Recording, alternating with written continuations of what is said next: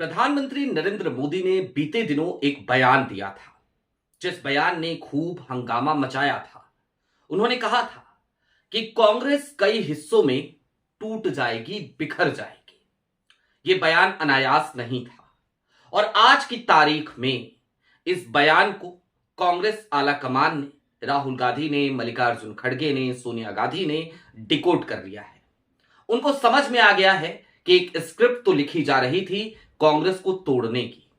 इतना ही नहीं, एक्शन होने की शुरुआत हुई और उसके साथ ही साथ थरूर साहब भी गड़गड़ाने लगे।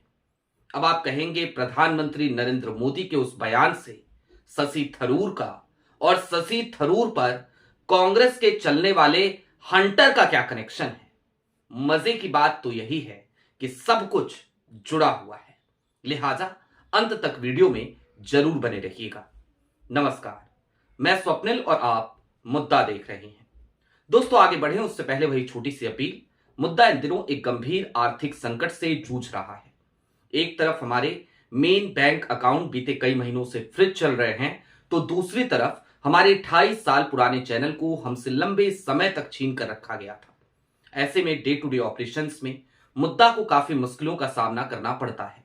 लिहाजा आपसे गुजारिश है, यदि आप चाहें, यदि आप सक्षम हो, तो स्क्रीन पर दिख रहे क्यूआर कोड या फिर के नीचे दिख रहे यूपीआई नंबर के जरिए मुद्दा की छोटी छोटी मदद जरूर कीजिएगा। हम इसके लिए आपके आभारी रहेंगे। अब आगे बढ़ते हैं। कल की तारीख में सोनिया गांधी के घर पर संसदीय जो एक परंपरा है कांग्रेस की, उसकी बैठक हुई और संसदीय बैठक में तमाम सांसद पहुंचे। थरूर साहब वहां भी नदारद थे हालांकि।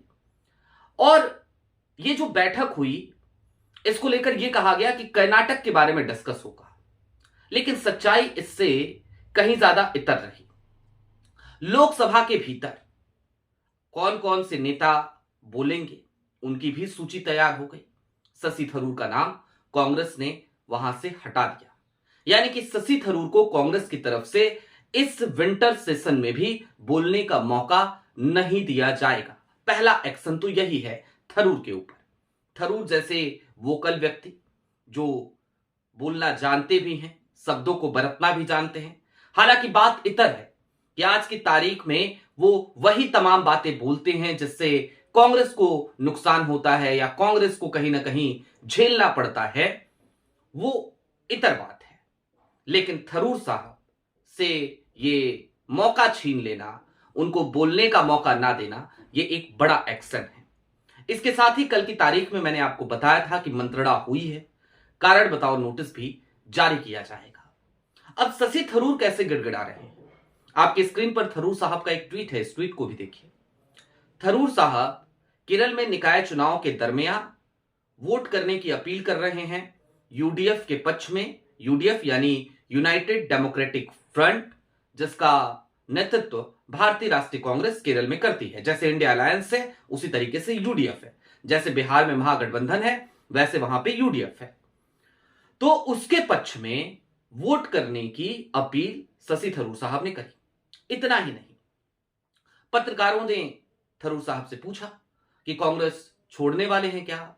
इस पर उन्होंने कहा, नहीं, मैं तो कांग्रेस में हूं, मैं तो कांग्रेस में ही रहूंगा। ये तमाम बातें थरूर साहब अब कहने लगे। लेकिन ये सब जब वो कह रहे हैं तो इसके पीछे की स्थितियां क्या है? थरूर साहब बीते कुछ दिनों से लगातार ऐसे कॉलम्स लिख रहे हैं जिसमें कांग्रेस लगातार घिरती नजर आती है। कांग्रेस के तमाम नेता शुरुआत में बोलने से बचा करते थे। थरूर का कोई भी मामला आता था तो कोई भी नेता कुछ कहता नहीं था, लेकिन इसकी शुरुआत कर दी मल्लिकार्जुन खड़गे ने, खुद कांग्रेस के राष्ट्रीय अध्यक्ष ने। आपको याद होगा एक बार उन्होंने कहा कि वो अंग्रेजी अच्छा बोलते हैं, और इसके बाद उन्होंने कुछ और बातें कही थरूर साहब को लेकर के। और वो दिन और आज का दिन लगातार कांग्रेस के कई नेता फिर खुलकर शशि थरूर पर बोलते हुए नजर आए। हाल के दिनों में जब पुतिन के सम्मान में राष्ट्रपति भवन में डिनर का आयोजन किया गया और थरूर को वहां न्योता दिया गया, राहुल गांधी और मल्लिकार्जुन खड़गे को बतौर नेता प्रतिपक्ष और बतौर राज्यसभा में नेता विपक्ष नहीं बुलाया गया, तो ऐसी स्थिति में थरूर साहब के ऊपर पवन खेरा ने भी कमेंट किया। उन्होंने तो सीधे तौर पे कहा कि बड़े आश्चर्य की बात है, हमारे नेता को नहीं बुलाया जाता और हमारे एक सांसद को बुलाया जाता है। जो न्योता भेज रहे हैं उनके लिए भी यह आश्चर्य की बात है, और जो न्योता को स्वीकार कर रहे हैं, इनविटेशन को जो स्वीकार कर रहे हैं यानी थरूर, उनके लिए भी आश्चर्य की बात है। ये समझ में आना चाहिए, ये अंतरात्मा की आवाज होनी चाहिए। अंतरात्मा सबके अंदर होती है, ये कहना था पवन खेरा का। यानी कुल मिलाकर वो कह रहे थे कि दरअसल थरूर साहब की जो अंतरात्मा है वो अंतरात्मा अब जीवित नहीं है। खैर, अब हमने कहा था, शुरुआत की थी प्रधानमंत्री नरेंद्र मोदी के उस बयान से, तो उस बयान की तरफ चलिए। प्रधानमंत्री नरेंद्र मोदी ने बयान दिया था कांग्रेस कई हिस्सों में टूट जाएगी, बिखर जाएगी। कांग्रेस इससे पहले भी इन स्थितियों से दो चार होती रही है। प्रधानमंत्री जी को चाहिए कि वो कांग्रेस की चिंता ना करें, और इसलिए भी ना करें, क्यों ना करें जरा उसको भी समझिए। कांग्रेस कोई आजकल की पार्टी नहीं है,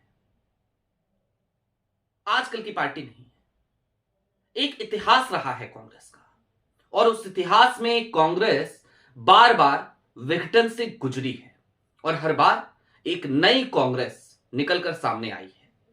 कांग्रेस टूटेगी या नहीं टूटेगी ये तो बहुत दूर की बात है। कांग्रेस कभी खत्म नहीं होगी, ये एक सच्चाई जरूर है, और ये कांग्रेस का इतिहास हमें बताता है। लेकिन चल क्या रहा था कांग्रेस के भीतर?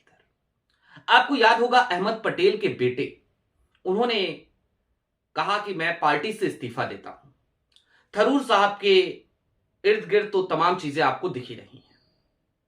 दरअसल एक स्क्रिप्ट लिखी जा रही थी कि कांग्रेस को जैसे एक बार बना था ना G23, उसी तरीके से एक नया ग्रुप बनाया जाए जो गांधी परिवार से बगावत करे और कांग्रेस को तोड़ने का काम करे।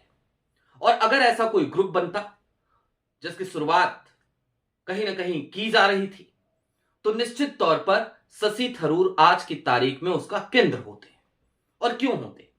क्योंकि सबसे मुफीद चेहरा थरूर साहब हैं आज की तारीख में भारतीय जनता पार्टी के लिए, या फिर कि कांग्रेस में बैठे हुए उन तमाम प्रधानमंत्री नरेंद्र मोदी या गृह मंत्री अमित शाह के लिए काम करने वाले भारतीय जनता पार्टी के एजेंटों के लिए, जिन्हें हम स्लीपर सेल्स कहते हैं।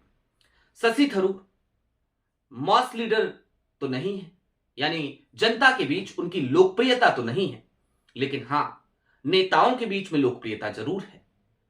वो कांग्रेस के राष्ट्रीय अध्यक्ष का चुनाव भी लड़ चुके हैं। इतना ही नहीं, थरूर साहब पूरी दुनिया में एक जाना पहचाना चेहरा है। हालांकि बात इधर है कि कांग्रेस के भीतर वो जिस तरीके से अब काम करते नजर आ रहे हैं, ऐसे में उनकी क्रेडिबिलिटी पे सवाल तो उठेगा ही। खैर, थरूर साहब को केंद्र में रखकर एक स्क्रिप्ट इस बात की तैयार की जा रही थी कि किसी भी तरीके से कांग्रेस को तोड़ा जाए, कांग्रेस को एक बार फिर विघटन के दौर से गुजारा जाए। लेकिन एक मंत्रणा, जैसा कि मैंने कहा, कल हुई थी, और उस मंत्रणा में ये तमाम स्क्रिप्ट्स की भी कलई कल की तारीख में खुल गई है।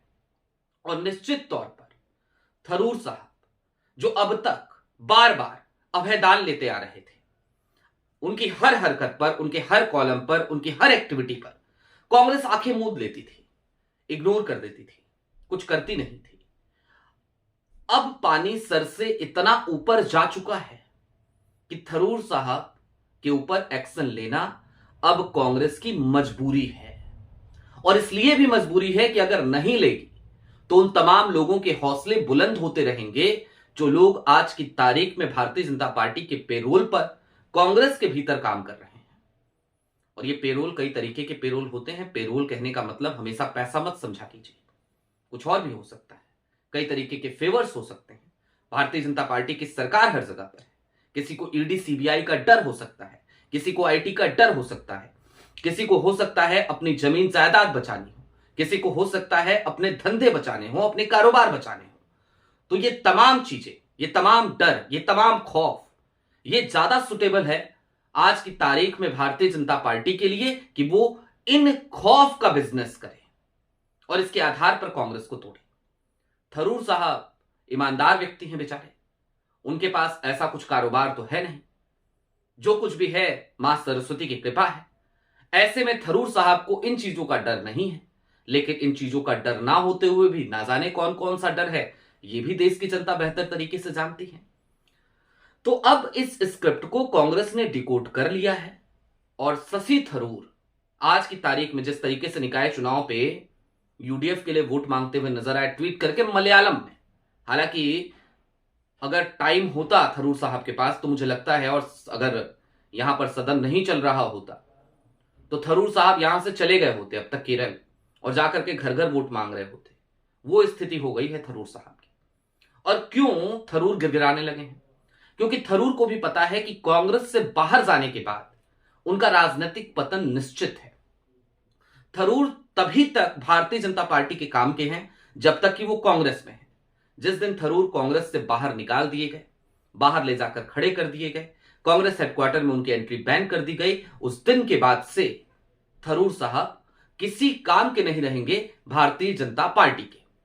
थरूर साहब को केरल में भी भारतीय जनता पार्टी अपना नहीं पाएगी, क्योंकि वहां पर पहले से राजीव चंद्रशेखर बैठे हैं। वो राजीव चंद्रशेखर जो व्यापारी भी हैं, जो आईटी मिनिस्टर भी रहे, और वही राजीव चंद्रशेखर जो आज की तारीख में ना सिर्फ केरल की कमान संभाले हुए हैं, बल्कि केरल में जब चुनाव होंगे या फिर कि अभी भी, तो वो भारतीय जनता पार्टी की वहां पे आर्थिक ऋण बने हुए हैं। आर्थिक ऋण यानी कि चुनाव लड़ने का खर्चा हो, चुनाव का संचालन करने के संसाधन हो, वो सारी चीजें राजीव चंद्रशेखर वहां पर अपनी तरफ से लगाते हुए नजर आते हैं। तो सोचिए कि भला उन राजीव चंद्रशेखर को दांव पर लगाकर शशि थरूर का क्या अचार डालेगी भारतीय जनता पार्टी? जाहिर सी बात है, बिल्कुल नहीं। और शशि थरूर इतने भी नन्हे बच्चे नहीं हैं कि वो इन स्थितियों को नहीं समझते, वो भली भांति समझते हैं। लिहाजा अब वो गिड़गिड़ा रहे हैं, अब वो कह रहे हैं कि चलो अब हो गया, अब नहीं करेंगे। लेकिन इन सब के बावजूद कांग्रेस ने उनका नाम लोकसभा में जो स्पीकर्स बोलेंगे उस सूची में नहीं रखा है। इतना ही नहीं, कारण बताओ नोटिस भी हो सकता है 1-2 दिन के भीतर, या फिर कि विंटर सेशन खत्म होने के भीतर बाद थरूर साहब को थमाया जा चुका होगा। आपकी क्या राय हमें कमेंट बॉक्स में जरूर बताइएगा। अभी के लिए दीजिए इजाजत। चलते चलते फिर वही अपील, चैनल पे नए हो तो सब्सक्राइब करते हुए जाइएगा, सक्षम हो तो छोटी छोटी मदद मुद्दा की जरूर कीजिएगा। बहुत शुक्रिया।